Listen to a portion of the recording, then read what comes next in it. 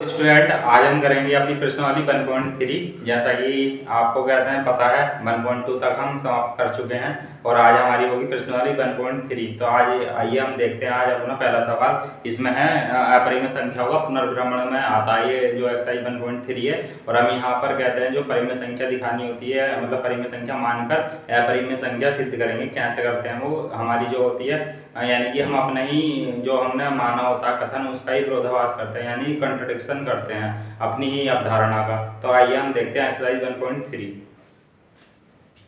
Exercise 1.3। तो यहाँ जो पहला सवाल है हम देख लेते हैं। पहला सवाल क्या है तो मैं सवाल लिख देता हूँ स्टूडेंट। सिद्ध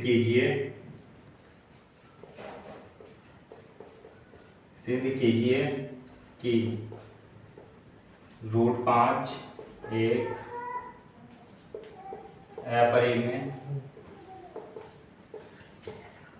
अपरिमेय संख्या होती है।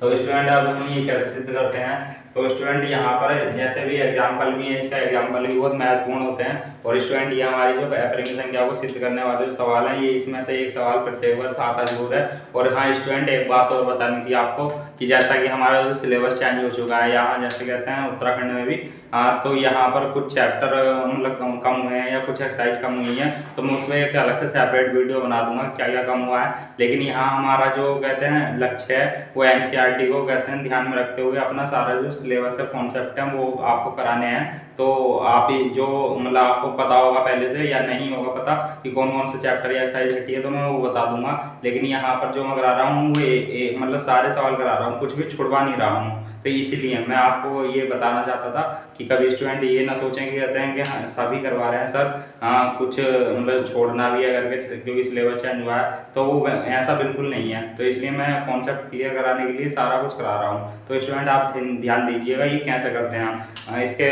जो होते हैं एग्जाम्पल भी महत्वपूर्ण है हमारी परीक्षा की दृष्टि से। तो आज हम अपना पहला सवाल देखते हैं। सिद्ध कीजिए कि √5 एक अपरिमेय संख्या होती है। तो स्टूडेंट ऐसे सवालों में क्या होता है हम कहते हैं मान लेते हैं कि इसको परिमेय संख्या मान लेते हैं फिर अपनी परिमेय संख्या मान करके हम करते हैं फिर अपनी ही अवधारणा का क्या करते हैं विरोधाभास करते हैं स्टूडेंट। तो हम यहाँ पर मान लेते हैं माना √5 एक परिमेय संख्या है। तो स्टूडेंट अब आपको ये पता होगा कि परिमेय संख्या क्या होती है। ये तो हम अपनी पहली वीडियो में बता चुके हैं जो हमारी इंट्रोडक्शन वाली वीडियो थी। अगर आपको कहते हैं ये इंट्रोडक्शन वाली वीडियो देखनी हो तो हम अपनी वीडियो के नीचे इसका लिंक दे देंगे। हमारी जिसने भी इंट्रोडक्शन की वीडियो नहीं देखी है तो उसको कैसा पता होगा कि परिमेय संख्या क्या होती है करके। या जिसको पहले पता है तो तब तो ठीक है वरना कहते हैं जिसको नहीं पता तो कहते हैं वो हमारी पहली वीडियो देख लीजिएगा आपको लिंक मिल जाएगा इसी वीडियो के नीचे। तो आइए हम देखते हैं कि इसको परिमेय संख्या मान करके कैसे करते हैं। तो माना √5 एक परिमेय संख्या है तो हम जानते हैं कि √5 अगर परिमेय संख्या होगी तो हम इसे क्या लिख सकते हैं P/Q के रूप में लिख सकते हैं जहाँ जो Q जो होता है डज नॉट इक्वल 0 होना चाहिए और तथा P/Q सहभाज्य संख्या होंगी सहभाज्य संख्या होंगी। अगर ये सहभाज्य संख्या होंगी तो स्टूडेंट क्या होता है हमारा जो हमारा HCF होता है तो हम P और Q का तो वो क्या होना चाहिए स्टूडेंट 1 होना चाहिए। तो हम ये जो होता है हमारा इतना पार्ट ये हमारा लिखना महत्वपूर्ण होता है स्टूडेंट। ये हम प्रत्येक सवाल में लिखेंगे अपने। तो यहाँ पर अब हम देखते हैं कि अगर ये परिमेय संख्या तो P/Q के रूप में हमने लिख दिया है इसको।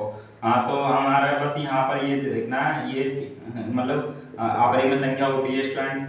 वैसे तो √5 जैसा कि हमें ये सिद्ध भी करना है लेकिन हम यहाँ क्या कर रहे हैं हम इसको परिमेय संख्या मान रहे हैं इसलिए हमने क्या लिखा √5 = P/Q। अब स्टूडेंट हम क्या करेंगे कि इसका वर्ग करेंगे लेकिन कहते हैं अब यहाँ पर ये कर लेते हैं स्टूडेंट वर्ग करने पर। तो स्टूडेंट अगर हम वर्ग करते हैं तो जैसे √5 का वर्ग क्या हो जाएगा ये और P²/Q² हो जाएगा। तो यहाँ से ये √5 हट जाएगा और P और Q ये रह जाएगा स्टूडेंट। तो अब हम यहाँ पर हम क्या करेंगे हम यहाँ पर ये सेटल कर लेंगे इसको और 5q² हो गया। अब हम देखते हैं स्टूडेंट, हाँ हम देखते हैं कि p² 5 से विभाजित है, क्योंकि स्टूडेंट अगर हम यहाँ को 5 को इसके लेके जाएंगे तो ये आपको में आएगा, इसलिए क्या होगा p भी 5 से विभाजित होगा। तो स्टूडेंट अब यहाँ पर हम इसको समीकरण 1 दे देते हैं। अब अगर ये 5 से विभाजित होगा तो स्टूडेंट हमारा जो ये p² का इधर ये जितना भी होता है हम इसको कहते हैं, अब हमें दिखाना है, क्योंकि हमने ये p तो दिखा दिया कि p इससे विभाजित है, अब हम q के लिए भी दिखाना है। तो हम q के लिए क्या करेंगे, तो जो समीकरण 1 होता है, समीकरण 1 p² जो यहाँ पर लिखा होता है जितना भी, तो इसको r मान लेते हैं। तो हम देखेंगे कि ये क्या हो जाता है। तो अब स्टूडेंट ये आपने लिख लिया होगा, उम्मीद है आपने उतार लिया होगा। मैं इसको हटा देता हूँ क्योंकि बोर्ड पे जगह नहीं है स्टूडेंट, हाँ तो यहाँ से मैं हटा देता हूँ, ये आपने उतार लिया होगा, समीकरण 1 से रहने दूंगा। तो स्टूडेंट हम यहाँ देखेंगे, ये देखेंगे हम, इसलिए तथा p = 5r मान लेते हैं स्टूडेंट हम, p = 5r मान लेते हैं, यानी कि जो ये लिखा होता है इसको 5r मान लेंगे, यानी q² को r मान लिया।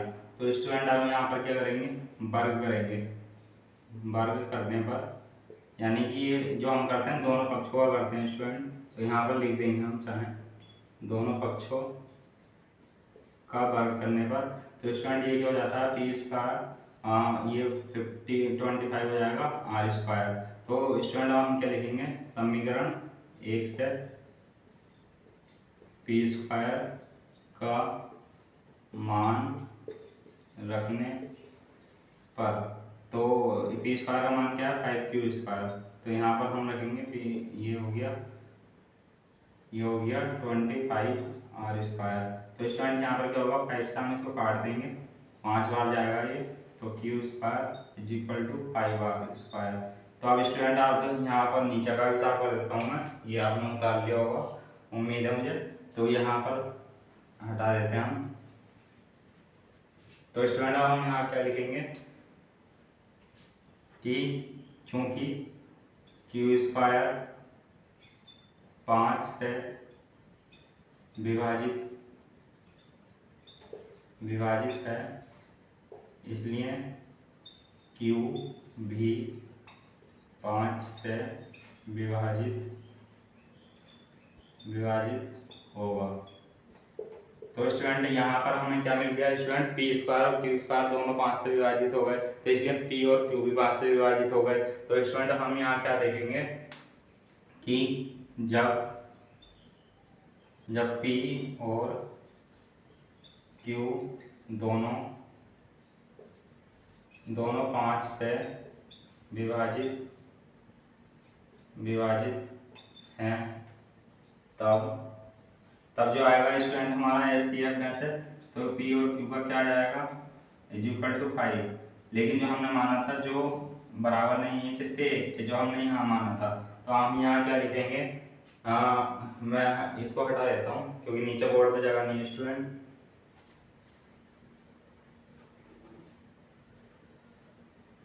तो यहाँ पर हम क्या लिखेंगे, अतः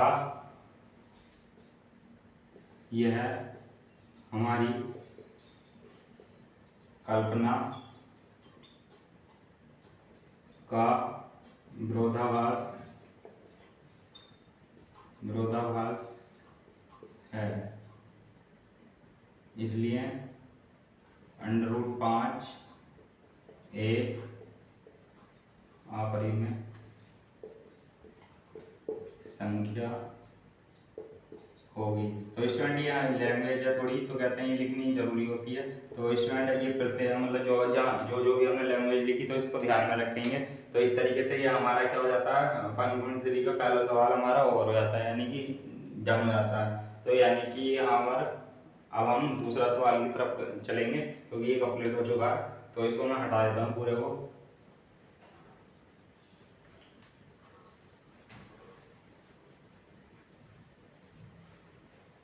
अब स्टूडेंट हम अपने सेकंड सवाल की तरफ चलेंगे। तो सेकंड सवाल क्या कहता है हमारा, तो सेकंड सवाल है हमारा, सिद्ध कीजिए, सिद्ध कीजिए कि 3 + 2√5 एक अपरिमेय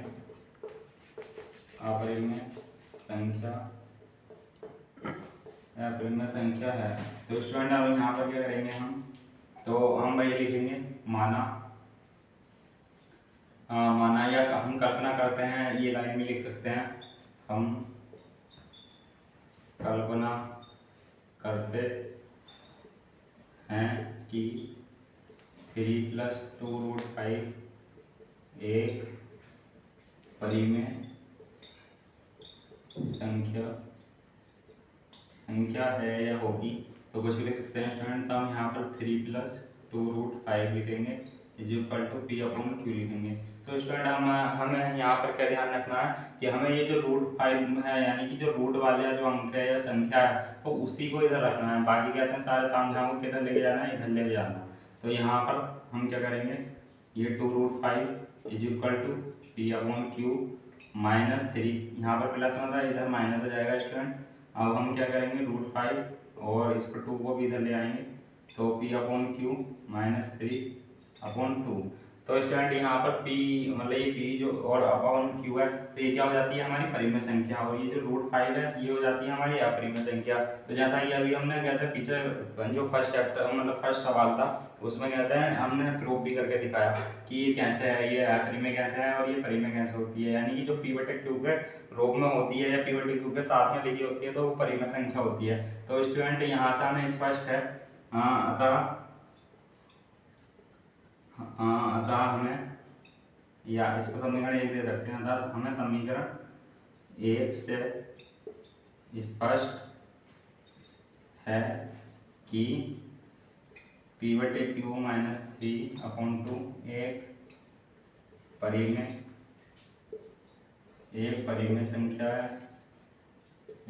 संख्या है, जबकि √5 एक अपरिमेय संख्या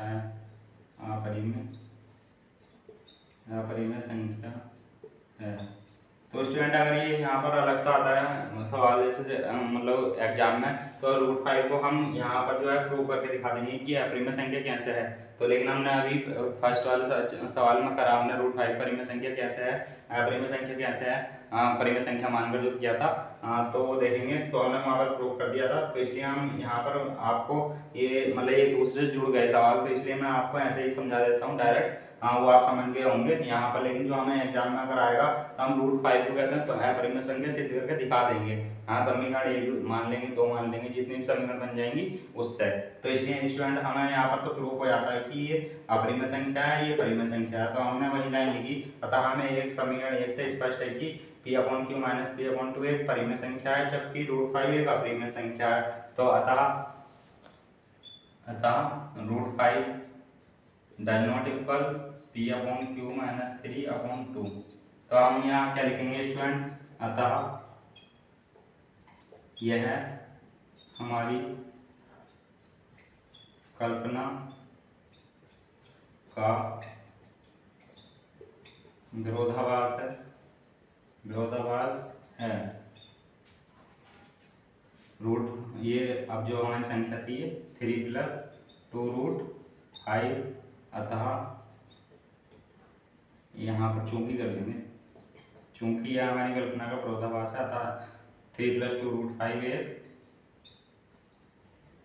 अपरिमेय संख्या है।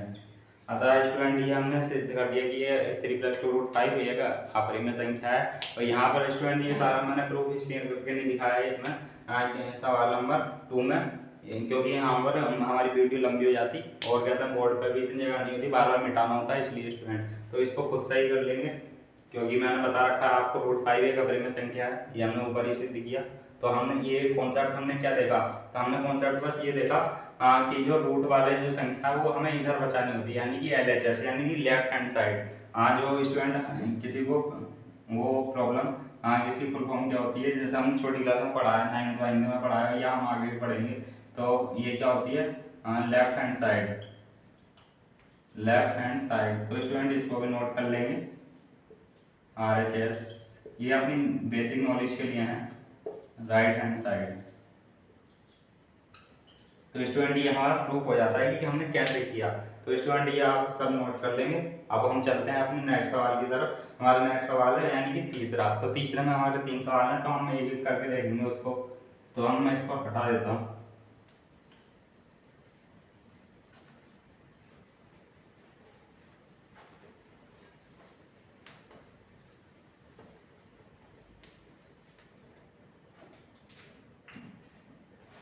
तो स्टूडेंट ये हमारा जो तीसरा सवाल है, तीसरा, तो मैं नोट कर देता हूँ यहाँ। सिद्ध कीजिए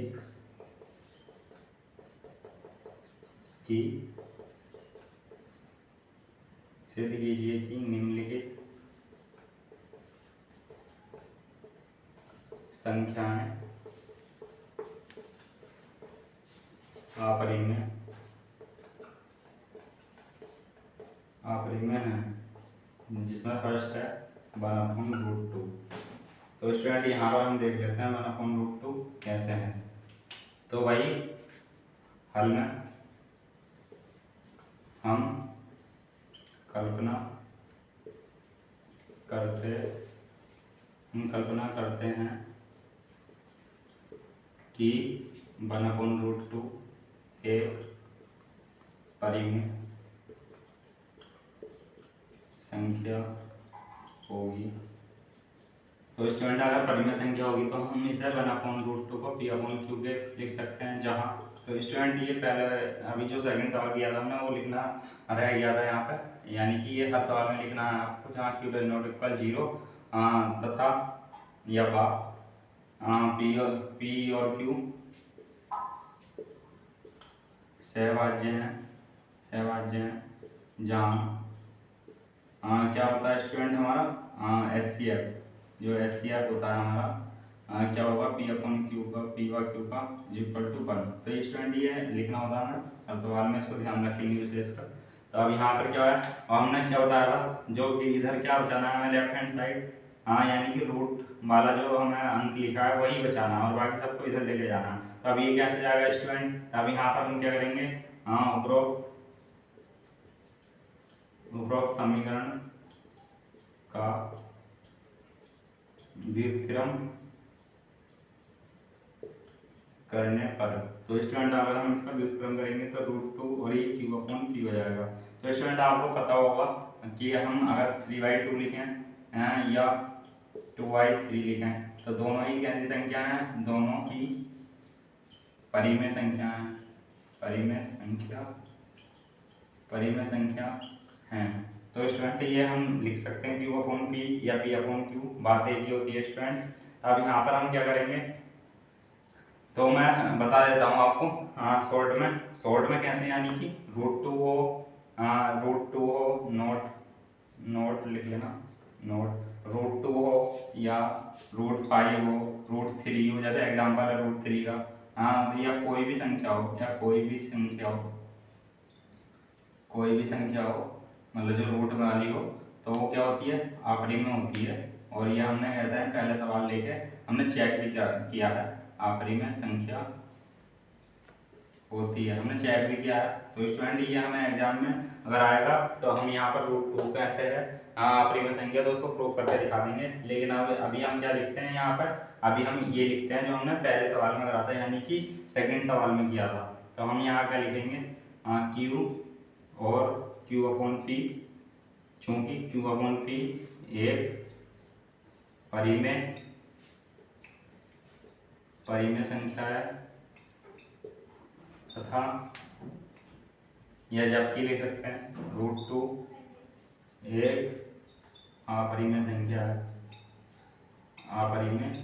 संख्या है, अतः √2 does not equal P upon Q, यानी कि ये √2 जो है परिमेय संख्या, यानी कि परिमेय संख्या और अपरिमेय संख्या दोनों बराबर नहीं हो सकती है, तो √2 does not equal P upon Q. अब यहाँ पर स्टूडेंट हम वही लाइन लिख देंगे, अतः ये है हमारी कल्पना का विरोधाभास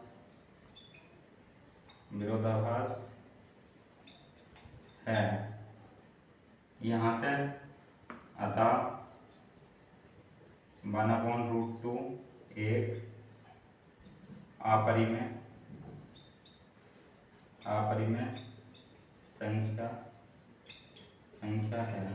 तो स्टूडेंट ये हमारा क्या हो जाता है, हमारा तीसरे का पहला सवाल हो जाता है। तो उम्मीद करता हूँ आपको समझ में आया होगा सारा कुछ, और ये कोई भी स्टूडेंट यहाँ पर डाउट में ना रहे, कृपया कहते हैं जो पहला सवाल है वो देख लीजिए कि जैसे √2 या √5 कैसे एक अपरिमेय संख्या है, वही लैंग्वेज यहाँ पर लिखना है, मतलब वही प्रोसेस करना है यहाँ पे। तो अगर जो एग्जाम में आएगा तो हम यहाँ पर वो वाला प्रोसेस करके दिखा देंगे, फिर उसके बाद आगे बढ़ेंगे। ठीक है स्टूडेंट, तो उम्मीद करता हूँ आपको समझ में आया होगा। अब हम चलते हैं अपने नेक्स्ट सवाल की तरफ, यानी कि तीसरे का जो दूसरा है।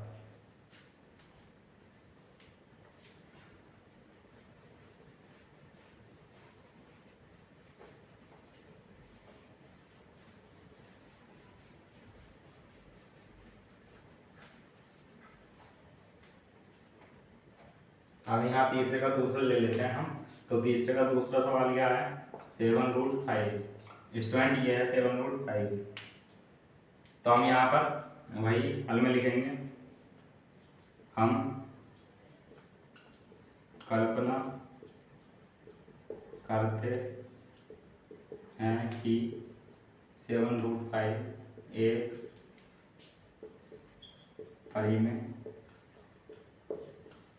परिमेय संख्या है, इसलिए 7√5 is equal to P upon Q. तो जब ये पी अपॉन क्यू है तो स्टूडेंट मैं बता चुका हूँ आपको, ये इधर क्या रखना है, खाली रूट वाली संख्या रखनी है। तो यानी कि √5 पी अपॉन क्यू, तो यानी कि ये भी इधर चला जाएगा। तो स्टूडेंट अब हम इसको क्या लिख सकते हैं, पी अपॉन 7q, ये √5। तो स्टूडेंट अब आपको पता होगा, जैसे कि अभी मैंने पहले वाले सवाल में बताया, यहाँ पर बस वो लिख देंगे जहाँ q डज नॉट इक्वल 0 है, बाय एचसीएफ पी और q का इक्वल टू 1 होना चाहिए। तो स्टूडेंट यहाँ पर ये लिख देंगे। और स्टूडेंट मैंने आपको बताया था ये 3/2 हो या 2/3 हो, या जैसे अब 2/3 है ये, तो अब यहाँ पर अगर कहते हैं यहाँ पर मल्टीप्लाई करेंगे किसी की, जैसे मान लो ये हमारा जो 1/7 है लिखा हुआ है एक तरीके से, तो 1/7 यानी कि ये जो आएगा 2/20 बना जाएगा। तो यानी कि ये भी स्टूडेंट क्या है, पी अपॉन क्यू के फॉर्म में है। तो इसलिए हम क्या लिख सकते हैं, ये भी क्या हो जाएगी, हमारी परिमेय संख्या हो जाएगी स्टूडेंट। और √5 को हमने सवाल नंबर 1 में किया ही था, यानी कि जो हमारा सवाल नंबर 1 था, तो स्टूडेंट ये हमने सवाल नंबर 1 में किया ही था, √5 कैसे अपरिमेय संख्या है। तो स्टूडेंट हमें देखने पर यहाँ पर पता चलता है, चूंकि पी अपॉन 7q एक परिमेय संख्या है, वो स्टूडेंट आपको पता ही होगा क्यों है परिमेय संख्या, क्योंकि ये पी अपॉन क्यू के रूप में लिखी जा सकती है। तो पी अपॉन 7q एक परिमेय संख्या है, जबकि √5 एक अपरिमेय संख्या। अब ये अपरिमेय संख्या कैसा है स्टूडेंट, ये भी आप समझ ही पा रहे होंगे, क्योंकि हमने पहला सवाल किया है। ये हमने सिद्ध किया है पहले सवाल में, √5 एक अपरिमेय संख्या है। तो √5 एक अपरिमेय संख्या है, इसलिए स्टूडेंट क्या हो जाएगा, आप नीचे वाली लाइन में लिख लेना स्टूडेंट, बोर्ड पे जगह नहीं है, मैं सामने ही लिख देता हूँ। इसलिए √5 does not equal P upon 7q हो जाएगा स्टूडेंट। तब हम क्या लिखेंगे, अब हमारी लास्ट लाइन, अतः हम कल्पना का जो हमने की थी ये हमारी कल्पना का विरोधाभास है। तो स्टूडेंट मैं यहाँ पर लिख देता हूँ, क्योंकि ये आपने उतार लिया होगा।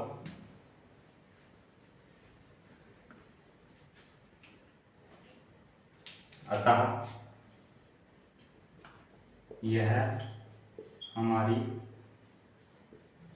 कल्पना का विरोधाभास विरोधाभास है, इसलिए 7√5 एक अपरिमेय संख्या है। तो स्टूडेंट ये इस तरीके से हमने देखा तीसरे का दूसरा सवाल भी, तो हमने सिद्ध किया ये 7/5 भी एक अपरिमेय संख्या है। तो स्टूडेंट अब हम नेक्स्ट सवाल है जो हमारा आज की एक्सरसाइज का आखिरी सवाल है, तो वो देख लेते हैं। हम इसको पूरे को साफ कर देते हैं।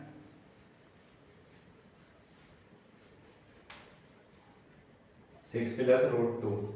तो स्टूडेंट ये वैसे ही है जैसे क्या हमारा दूसरा सवाल था, यानी कि ये जो तीसरा सवाल है यानी कि 6 + √2, 6 + √2। तो स्टूडेंट हम इसको देखते हैं, यानी कि ये है। अब ये क्या कह रहा है कि इसको भी अपरिमेय संख्या सिद्ध करना। तो हल हम कल्पना करते हैं कि 6 + √2 एक परिमेय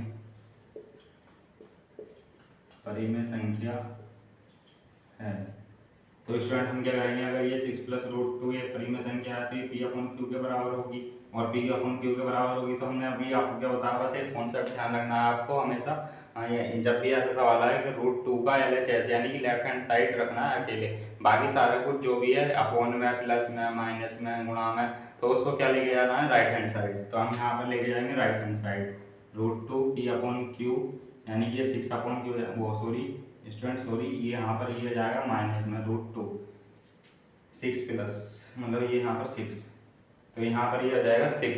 तो अब मैं स्टूडेंट ये आपको बता देना चाहता हूँ, ये √2 हमने जैसा अभी √5 पहले सवाल में किया हमने सिद्ध कि ये अपरिमेय संख्या होती है, तो वैसे ही अगर इसमें से मान लो स्टूडेंट यहाँ पर मैं ले लेता हूँ क्या, ये एग्जाम्पल ले लेता हूँ, यानी कि एग्जाम्पल लेकर बता रहा हूँ आपको। ये P/Q के रूप में अगर कोई संख्या है तो मान लो ये 3/2 है, और अगर स्टूडेंट इसमें से हमने क्या माइनस करा, 1 माइनस करा या 2 माइनस करा, कुछ ही माइनस करा, तो अब यहाँ पर जो हमारी संख्या बचेगी वो 1/2 बचेगी, जो कि क्या है, P/Q यानी कि परिमेय संख्या है, यानी कि परिमेय संख्या है। तो जब भी परिमेय संख्या में से कुछ घटाया या जोड़ा जाता है तो क्या आती है, हमारी परिमेय संख्या ही आती है।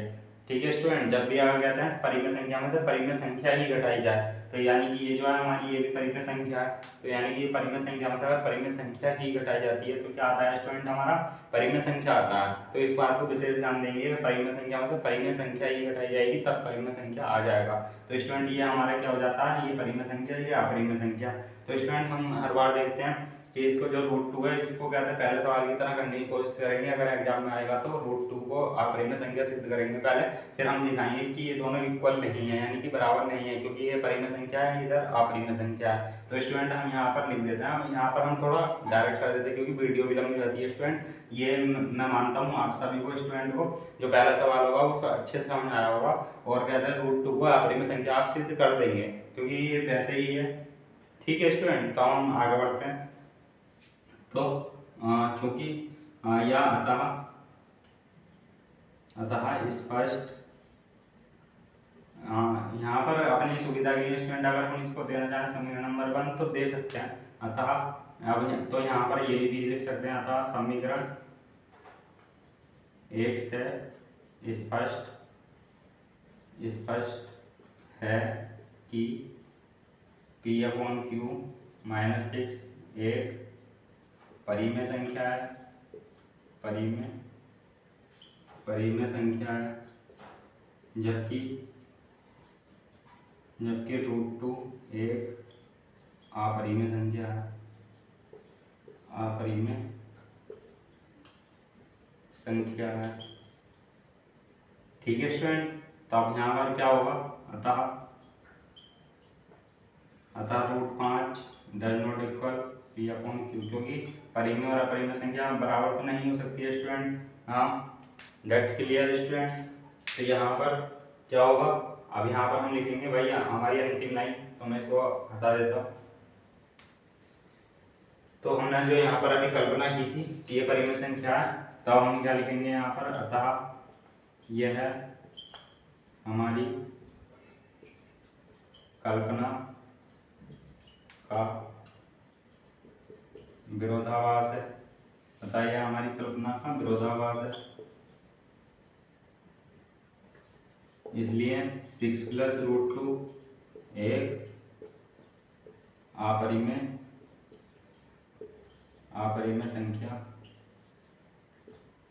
संख्या है। तो स्टूडेंट ये उम्मीद करता हूँ आपको सारे सवाल समझ में आए होंगे और मैं समझाने में सक्षम हुआ होऊंगा। तो स्टूडेंट अगर वीडियो पसंद आई हो और कहते हैं समझ आया हो तो लाइक करें, शेयर करें, कमेंट करें और कहते हैं ज़्यादा से ज़्यादा शेयर और सब्सक्राइब करने की कोशिश करें चैनल को, ताकि हमारी आने वाली वीडियो आपको कहते हैं जल्दी से जल्द मिल जाए। और स्टूडेंट अपना प्यार यूं ही बनाए रखिएगा। जय हिंद। मिलते हैं अगली वीडियो में।